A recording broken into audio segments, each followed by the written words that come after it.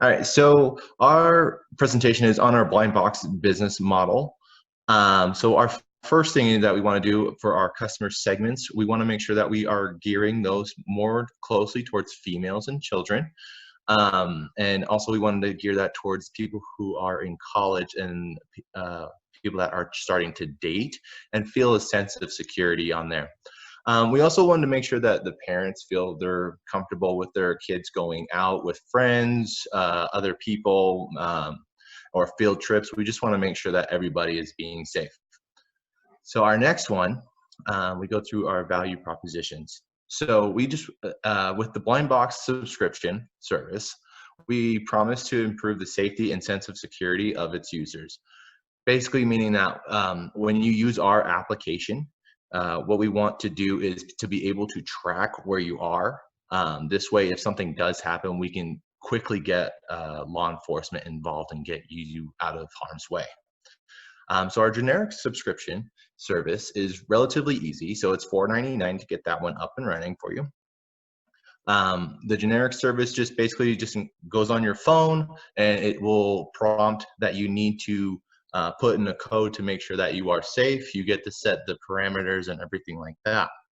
With our prescription premium, basically what that one does, it includes a key fob. So when you're using the application, and let's just say somebody takes your phone and throws it out the window, you have a key fob that you hide in your sock, or you put it on your wrist or something like that, where it will alert the authorities on where you're at. So you still have some sort of GPS to be able to be found. All right, so our next one here is our channels. So we wanted to make sure that our distribution channels are relatively small in the beginning. So we geared our distribution channels through college campuses first and kind of do that testing phase there and see how people react to it and kind of get their inputs and feedbacks. We are going to advertise our app through Facebook. We want to go through more of high schools, middle schools, and elementary schools a little bit later. And then we also want to get a partnership with Safe Kids Worldwide program, just so that they can put this on their site, because we want to make sure that everybody knows about our application, but we don't want to throw it out there too quickly, and we want to grow exponentially and not be able to handle that growth. So the customer relationships. So one of the key things that we want to make sure that we are doing with this application is that we want to keep in contact with our few customers that we allow in the beginning to be able to get feedback. We want to take that data and we want to analyze that and see what we can do to either improve the app and improve the key fob, or maybe that just any general comments or concerns about maybe the design of it, the usability, the applications altogether. We want to make sure that it is very user friendly and it is going to work with the key fob and make sure that there is no glitches that you can get out. The next one here is our revenue streams. So we're charging $4.99 just for the generic one. So that application will give you just small little things on your phone. So basically it will give you just the generic purposes of it. So you get to set your time, you get to set your parameters, you get to set your location. And if you move outside that location, you'll have to put in that code along with it.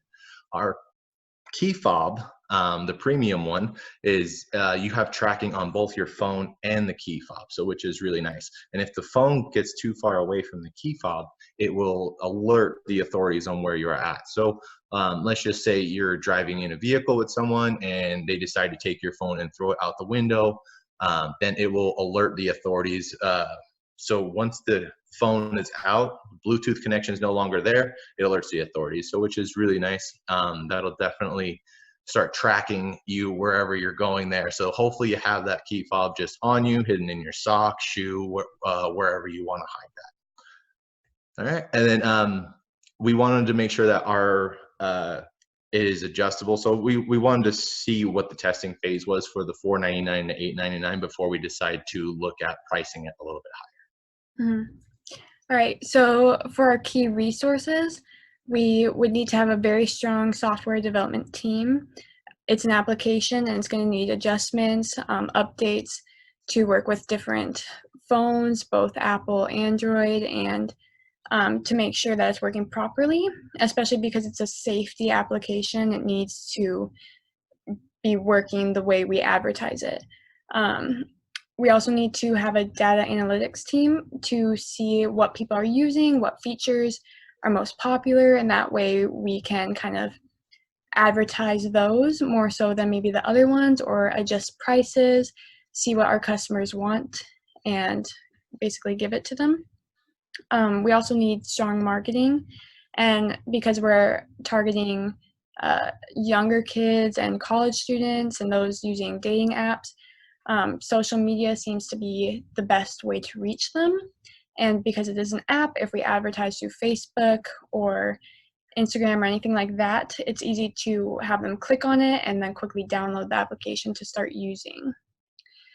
For key activities, once again, software development. That's very important for a blind box to make sure it's working to the best of its ability. We also want great customer service. Because it's a safety app, we want to make sure we're in touch with our customers and they are able to contact us, and we want to get their input as well. We want to make sure that we are taking into account their reviews and what they think the app should have, especially if parents are doing this for their children. We want to make sure that they feel like their kids are safe and that this is giving them that extra sense of security. Marketing as well. It's important that we market this app.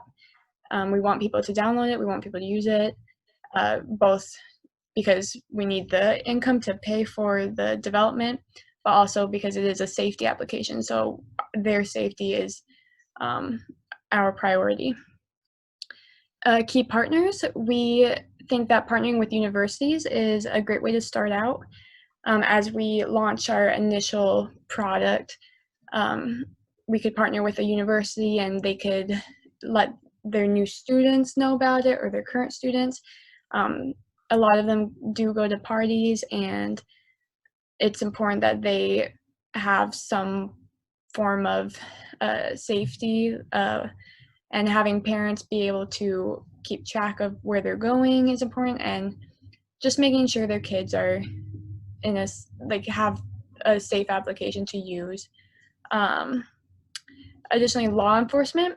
We wanted to have the app be able to contact law enforcement if the users didn't enter a code in time, or they, for example, if the key fob was too far from their phone, it would contact law enforcement automatically.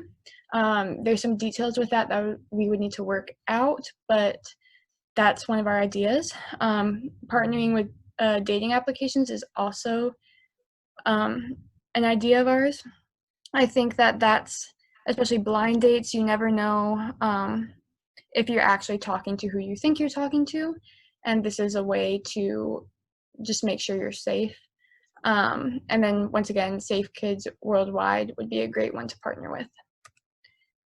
Cost structure. So our main cost would be software development. That would be the biggest one.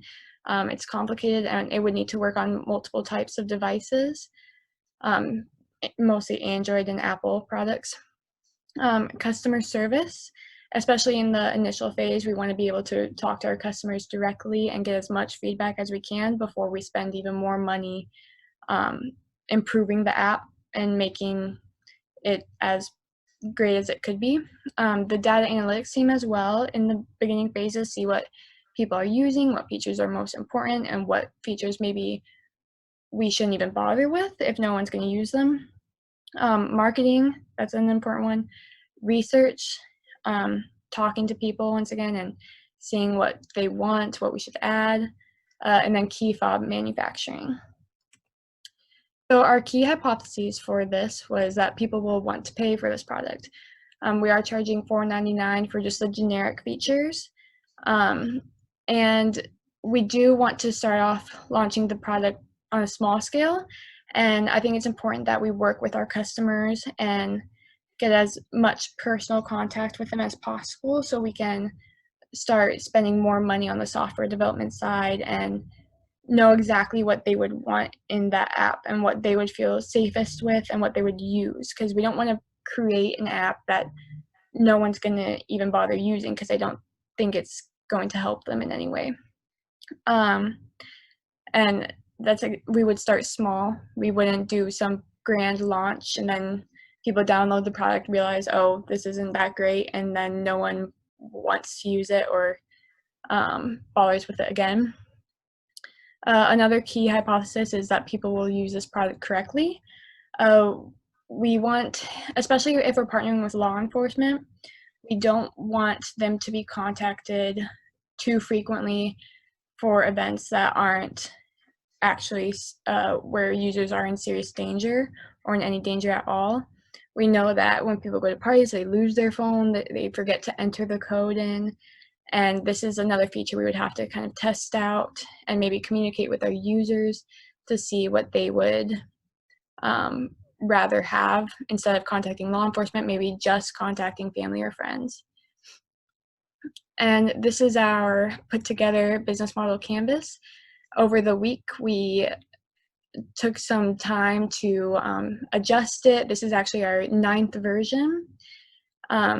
We wanted to make sure that it was as strong as possible and as accurate to how we would want to launch our first service or the first app for people to use. But we know that this is not our last version.